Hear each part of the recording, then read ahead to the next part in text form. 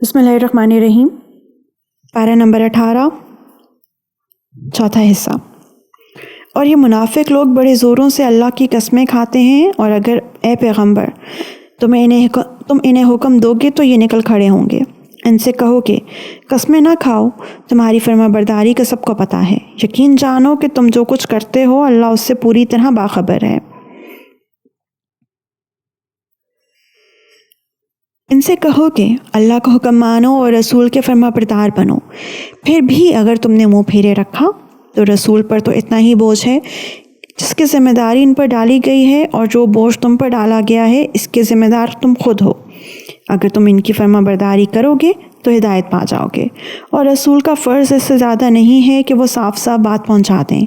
تم میں سے جو لوگ ایمان لے آئے ہیں اور جنہوں نے نیک عمل کیے ہیں ان سے اللہ نے وعدہ کیا ہے کہ وہ انہیں ضرور زمین میں اپنا خلیفہ بنائے گا، جس طرح ان سے پہلے لوگوں کو بنایا تھا، اور ان کے لیے اس دین کو ضرور اقتدار بخشے گا جسے ان کے لیے پسند کیا ہے، اور ان کو جو خوف لاحق رہا ہے اس کے بدلے انہیں ضرور امن عطا کرے گا۔ بس وہ میری عبادت کریں، میرے ساتھ کسی کو شریک نہ ٹھہرائیں، اور جو لوگ اس کے بعد بھی ناشکری کریں گے تو ایسے لوگ نافرمان ہوں گے۔ اور نماز قائم کرو اور زکوٰۃ ادا کرو اور رسول کی فرما برداری کرو تاکہ تمہارے ساتھ رحمت کا برتاؤ کیا جائے۔ یہ ہرگز نہ سمجھنا کہ جن لوگوں نے کفر کا رستہ اپنا لیا ہے وہ زمین میں کہیں بھاگ کر ہمیں بے بس کر دیں گے۔ ان کا ٹھکانہ دوزخ ہے، اور یقیناً وہ بہت ہی برا ٹھکانہ ہے۔ اے ایمان والوں، جو غلام لونڈیاں تمہاری ملکیت میں ہیں اور تم میں سے جو بچے ابھی بلوغت تک نہیں پہنچے، ان کو چاہیے کہ وہ 3 اوقات میں تمہارے پاس آنے کے لیے تم سے اجازت لیا کریں، نماز فجر سے پہلے، اور جب تم دوپہر کے وقت اپنے کپڑے اتار کر رکھا کرتے ہو، اور نماز عشاء کے بعد۔ یہ 3 وقت تمہارے پردے کے اوقات ہیں۔ ان اوقات کے علاوہ نہ تم پر کوئی تنگی ہے نہ ان پر، ان کا بھی تمہارے پاس آنا جانا لگا رہتا ہے، تمہارا بھی ایک دوسرے کے پاس۔ اللہ اسی طرح آیتوں کو تمہارے سامنے کھول کھول کر بیان کرتا ہے، اور اللہ علم کا بھی مالک ہے، حکمت کا بھی مالک۔ اور جب تمہارے بچے بلوغت کو پہنچ جائیں تو وہ بھی اسی طرح اجازت لیا کریں جیسے ان سے پہلے بالغ ہونے والے اجازت لیتے رہے ہیں۔ اللہ اسی طرح اپنی آیتیں کھول کھول کر تمہارے سامنے بیان کرتا ہے، اور اللہ علم کا بھی مالک ہے اور حکمت کا بھی مالک۔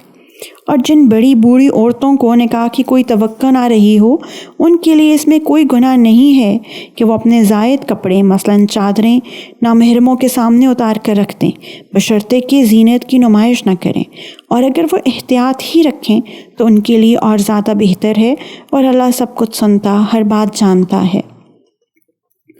نہ کسی نابینا کے لیے اس میں کوئی گناہ ہے، نہ کسی پاؤں سے معذور شخص کے لیے کوئی گناہ ہے، نہ کسی بیمار شخص کے لیے کوئی گناہ ہے، اور نہ خود تمہارے لیے کہ تم اپنے گھروں سے کچھ کھا لو، یا اپنے باپ دادا کے گھروں سے، یا اپنی ماؤں کے گھروں سے، یا اپنے بھائیوں کے گھروں سے، یا اپنی بہنوں کے گھروں سے، یا اپنے چچاؤں کے گھروں سے، یا اپنی پھوپھیوں کے گھروں سے، یا اپنے ماموؤں کے گھروں سے، یا اپنی خالاؤں کے گھروں سے، یا ان گھروں سے جن کی چابیاں تمہارے اختیار میں ہوں، یا اپنے دوستوں کے گھروں سے۔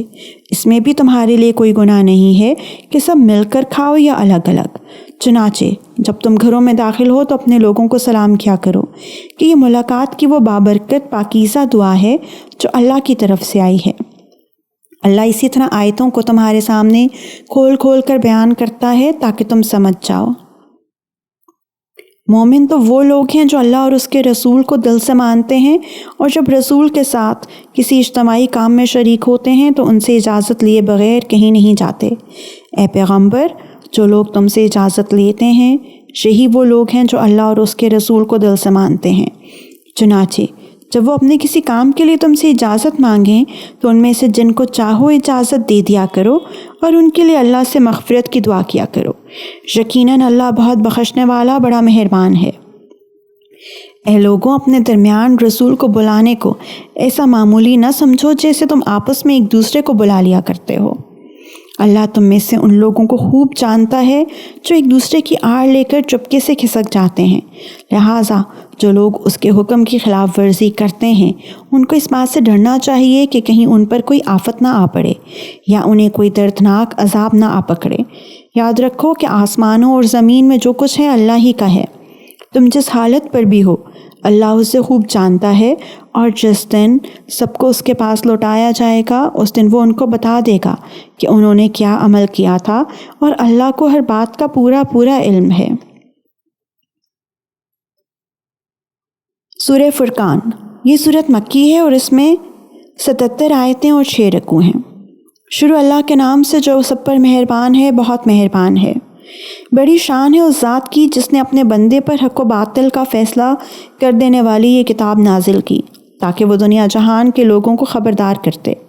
وہ ذات جو آسمانوں اور زمین کی بادشاہت کی تنہا مالک ہے، اور جس نے نہ تو کوئی بیٹا بنایا ہے اور نہ اس کی بادشاہت میں کوئی شریک ہے، اور جس نے ہر چیز کو پیدا کر کے اس کو ایک نپا تلا انداز عطا کیا ہے، اور لوگوں نے اسے چھوڑ کر ایسے خدا بنا رکھے ہیں جو کچھ پیدا نہیں کرتے بلکہ خود پیدا کیے جاتے ہیں، اور جن کا خود اپنے نقصان یا فائدے پر بھی کوئی بس نہیں چلتا، اور نہ کسی کا مرنا یا جینا ان کے اختیار میں ہے، نہ کسی کو دوبارہ زندہ کرنا۔ اور جن لوگوں نے کفر اپنا لیا ہے وہ کہتے ہیں کہ یہ قرآن تو کچھ بھی نہیں، بس ایک من گھڑت چیز ہے جو اس شخص نے گھڑ لی ہے، اور اس کام میں کچھ اور لوگ بھی اس کے مددگار بنے ہیں۔ اس طرح یہ بات کہہ کر یہ لوگ بڑے ظلم اور کھلے جھوٹ پر اتر آئے ہیں، اور کہتے ہیں تو پچھلے لوگوں کی لکھی ہوئی کہانیاں ہیں جو اس شخص نے لکھوا لی ہیں، اور صبح و شام وہی اس کے سامنے پڑھ کر سنائی جاتی ہیں۔ کہہ دو کہ یہ کلام تو اس اللہ نے نازل کیا ہے جو ہر بھید کو پوری طرح جانتا ہے، آسمانوں میں بھی زمین میں بھی، بے شک وہ بہت بخشنے والا بڑا مہربان ہے۔ اور یہ کہتے ہیں کہ یہ کیسا رسول ہے جو کھانا بھی کھاتا ہے اور بازاروں میں بھی چلتا پھرتا ہے، اس کے پاس کوئی فرشتہ کیوں نہیں بھیجا گیا جو اس کے ساتھ رہ کر لوگوں کو ڈراتا؟ یا اس کے اوپر کوئی خزانہ ہی آ پڑتا، یا اس کے پاس کوئی باغ ہوتا جس میں سے یہ کھایا کرتا۔ اور یہ ظالم مسلمانوں سے کہتے ہیں کہ تم جس کے پیچھے چل رہے ہو وہ اور کچھ نہیں، بس ایک شخص ہے جس پر جادو ہو گیا ہے۔ اے پیغمبر، دیکھو ان لوگوں نے تمہارے بارے میں کیسی کیسی باتیں بنائی ہیں، چنانچہ ایسے بھٹکے ہیں کہ راستے پر آنا ان کے بس سے باہر ہے۔ بڑی شان ہے اس اللہ کی جو اگر چاہے تو تمہیں ان سب سے کہیں بہتر چیز، ایک باغ کے بجائے بہت سے باغات دے دے جن کے نیچے نہریں بہتی ہوں، اور تمہیں بہت سے محلات کا مالک بنا دے۔ اصل حقیقت یہ ہے کہ ان لوگوں نے قیامت کی گھڑی کو چھٹلایا ہوا ہے، اور جو کوئی قیامت کی گھڑی کو چھٹلائے اس کے لیے ہم نے بھڑکتی ہوئی آگ تیار کر رکھی ہے۔ جب وہ ان کو دور سے دیکھے گی تو یہ لوگ اس کے پھپھڑنے اور پھنکارنے کی آوازیں سنیں گے، اور جب ان کو اچھی طرح باندھ کر اس کی ایک تنگ جگہ میں پھینکا جائے گا تو وہاں یہ موت کو آواز دے کر پکاریں گے۔ اس وقت ان سے کہا جائے گا کہ آج تم موت کو صرف ایک بار نہ پکارو بلکہ بار بار موت کو پکارتے ہی رہو۔ کہو کہ یہ انجام بہتر ہے یا ہمیشہ رہنے والی جنت جس کا وعدہ متقی لوگوں سے کیا گیا ہے، وہ ان کے لیے انعام ہوگی اور ان کا آخری انجام، وہاں انہیں ہمیشہ ہمیشہ بستے ہوئے ہر وہ چیز ملے گی جو وہ چاہیں گے۔ یہ وہ ذمہ دارانہ وعدہ ہے جو تمہارے رب نے اپنے اوپر لازم کر لیا ہے۔ اور وہ دن انہیں یاد دلاؤ جب اللہ ان کافروں کو بھی حشر میں جمع کرے گا، اور ان معبودوں کو بھی جن کے یہ خدا کو چھوڑ کر عبادت کرتے تھے، اور ان کے معبودوں سے کہے گا کہ کیا تم نے میرے ان بندوں کو بہکایا تھا یا یہ راستے سے خود بھٹکے تھے؟ وہ کہیں گے کہ آپ کی ذات ہر عیب سے پاک ہے، ہماری مجال نہیں تھی کہ ہم آپ کو چھوڑ کر دوسرے رکھوالوں کے قائل ہوں، لیکن ہوا یہ کہ آپ نے ان کو اور ان کے باپ دادوں کو دنیا کا ساز و سامان دیا، یہاں تک کہ جو بات یاد رکھنی تھی یہ اسے بھلا بیٹھے، اور اس طرح یہ خود برباد ہو کر رہے۔ لو اے کافروں، انہوں نے تو تمہاری وہ ساری باتیں جھٹلا دیں جو تم کہا کرتے تھے۔ اب نہ عذاب کو ٹالنا تمہارے بس میں ہے، نہ کوئی مدد حاصل کرنا، اور تم میں سے جو کوئی ظلم کا مرتکب ہوا ہم اسے بڑی بھاری عذاب کا مزہ چکھائیں گے۔ اور اے پیغمبر، ہم نے تم سے پہلے جتنے پیغمبر بھیجے وہ سب ایسے تھے کہ کھانا بھی کھاتے تھے اور بازاروں میں بھی چلتے پھرتے تھے، اور ہم نے تم لوگوں کو ایک دوسرے کی آزمائش کا ذریعہ بنایا ہے۔ بتاؤ کیا صبر کرو گے؟ اور تمہارا پروردگار ہر بات دیکھ رہا ہے۔